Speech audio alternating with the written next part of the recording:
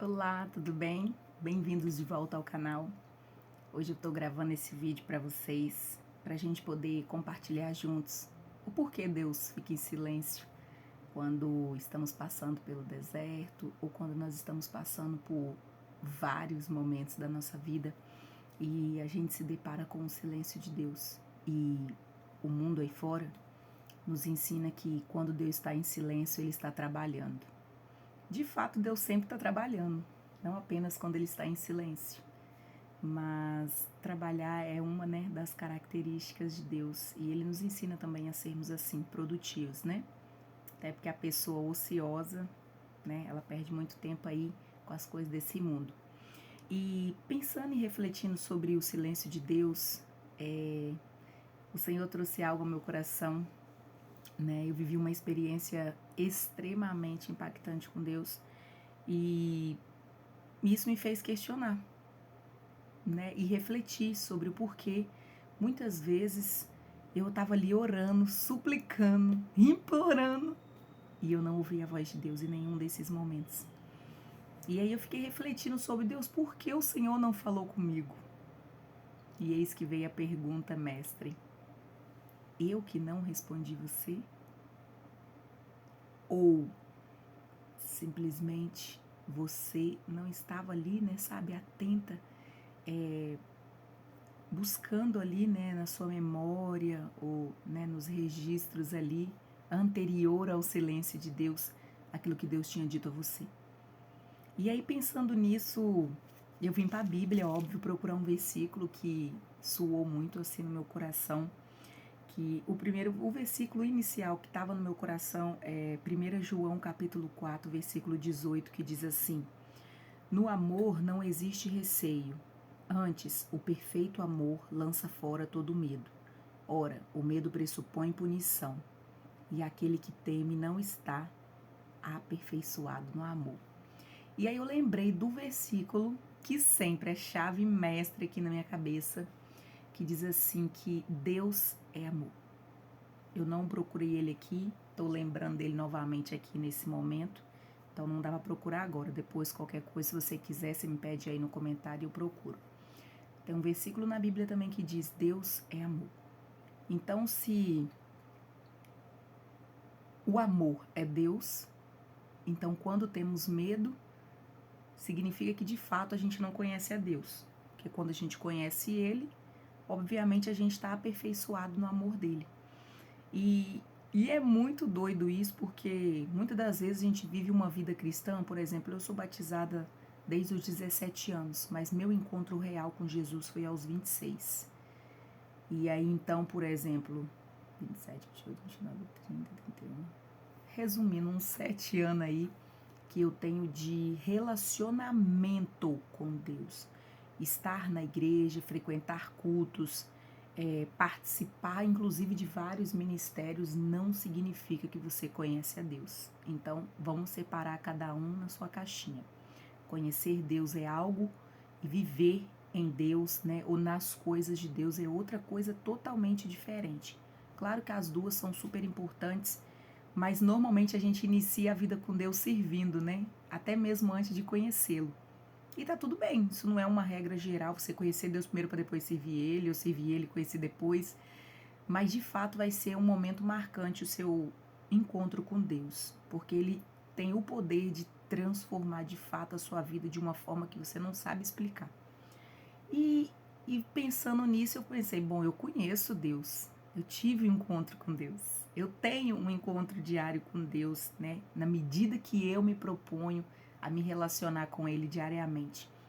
Porque eu passei 5 anos com uma situação que me deixava apreensiva, com medo. Cada decisão que eu tomava, eu ficava assim desesperada. Eu pensava, meu Deus, mas é a promessa do Senhor, mas o Senhor tá comigo, né? E tipo assim, aquilo ia, sabe, trazendo tanta angústia. E a Bíblia diz também que Deus não acrescenta, sabe, medo nem desespero. As coisas de Deus, ela vem através da paz. E quando as pessoas falam isso, a gente acha que é brincadeira, que é conto, né? Conto de fadas, mas não é não. Tudo que envolve as coisas de Deus, quando provém de Deus, quando vem de Deus, ela vai trazer paz. Eu não estou dizendo que você não vai passar nenhuma luta, que você não vai passar nenhuma perseguição, nenhuma calúnia. Não estou dizendo isso. Você vai passar por tudo isso se tiver que passar. Mas interiormente falando, humanamente aqui, interior, você vai sentir uma paz que excede, a Bíblia fala que excede todo o entendimento. E como que você sabe que excede todo o entendimento? Porque o mundo está caindo e você está assim, louvado seja Deus. Deus é fiel. Deus é maravilhoso. E você não vai entrar naquele surto coletivo junto com o problema. Você não entra em colapso. O mundo pode colapsar. Você está ali, Aquele que habita no esconderijo do Altíssimo, a sombra do Onipotente descansará. Os versículos bíblicos saltam no seu coração, saltam na sua mente, saem pela sua boca, proferindo bênçãos na sua vida durante aquele processo, sabe? E aí, trazendo aqui de volta para o silêncio, eu falei assim, Deus, por quê? Que eu conhecendo a Tua palavra, porque eu tendo a promessa do Senhor, estando, nesse contexto da promessa, a gente se apega numa ilusão de pensar assim, não, tudo que está acontecendo é porque Deus quer que aconteça. E tem coisa que não é Deus que quer, não. Na verdade, o inimigo se infiltra ali no meio, embanando o processo, igual ele fez com Jesus. A gente não está muito distante. Ele foi lá no deserto tentar Jesus, cara. E aí eu fico pensando aqui, se ele tentou Jesus, ele não vai tentar nós? Ah, pelo amor de Deus, gente. Só que a gente nunca acredita que isso é real. A gente nunca acredita. E aí eu falei, beleza, Senhor. Então fala mais pra mim. Por que esse silêncio? As pessoas pregam no mundo que o silêncio de Deus é porque ele tá trabalhando. Aí eu, que trabalho é esse, Senhor? Que o inimigo tá mais me atacando, me afrontando, me sufocando aqui e o Senhor tá trabalhando. Gente, eu falo assim com Deus, na moral. E aí o Senhor disse pra mim assim, na verdade são várias formas de responder, o silêncio de Deus. Mas aqui o Senhor colocou mais aqui no meu coração foi acerca do amor e o medo. Esse versículo que eu li inicialmente, que o amor lança fora todo medo. Quando a gente vive em Cristo e a gente tem medo, não estou falando medo apenas de um escuro, não estou falando medo apenas de ir para um culto da vigília na madrugada e ter o medo de ser assaltado, mas você está indo até Jesus, cara. Os anjos do Senhor vão te acompanhar. A Bíblia diz que sim, a gente não tem que tentar o Senhor, porque isso é um pecado, óbvio. Mas não estou falando nessa circunstância, é aquele medo de que Deus já te deu a palavra, já te deu a direção lá atrás.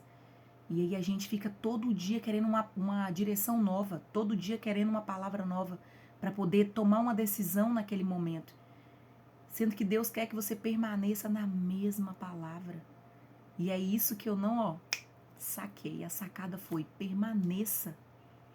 Porque a Bíblia fala aqui, aí foi onde Deus me deu os versículos aqui, que ainda não estava, assim, na minha mente para trazer aqui. Mas aí o Senhor trouxe para mim essas palavras que respondem aquilo que Ele ministrou ao meu coração. Que está lá em 1 João ainda, capítulo 2, que diz assim no versículo 5. Mas todo aquele que guarda a sua palavra, neste o amor de Deus tem verdadeiramente se aperfeiçoado. E dessa forma sabemos que estamos nele. Gente, quando a gente guarda a palavra que Deus liberou, a Bíblia está dizendo que neste o amor verdadeiro está sendo aperfeiçoado. Então, tudo que eu experimentei foi porque eu tinha medo. E eu não percebi que eu estava com medo. Se o amor verdadeiramente está sendo aperfeiçoado em mim, obviamente eu vou corresponder em obediência a guardar aquela palavra que o Senhor já liberou. Então, quando eu abro mão dessa palavra que o Senhor liberou, é o mesmo que dizer, ok, Deus, não está funcionando isso aqui, então eu vou fazer do meu jeito. E foi o que aconteceu. Eu fiz várias coisas do meu jeito, eu tomei várias decisões do meu jeito, e todos os sinais que foram se estabelecendo no meu caminho, eu dizia, não, isso aqui é influência do maligno, ele que quer me atrapalhar, ele quer tirar o meu foco. Mas na verdade ele já tinha tirado meu foco há muito tempo, porque eu estava com medo de tudo aquilo que eu estava vivendo. E sendo que tudo aquilo era para cooperar para o meu bem. E graças a Deus que cooperou, tá, irmãos? Glória a Deus, pode glorificar comigo aí. Mas para isso eu tive que ficar me sentindo tipo um verminho oprimido, de tanto que eu passei por perrengue nesse processo. E hoje eu gozo da paz da certeza de que eu entendi o que Deus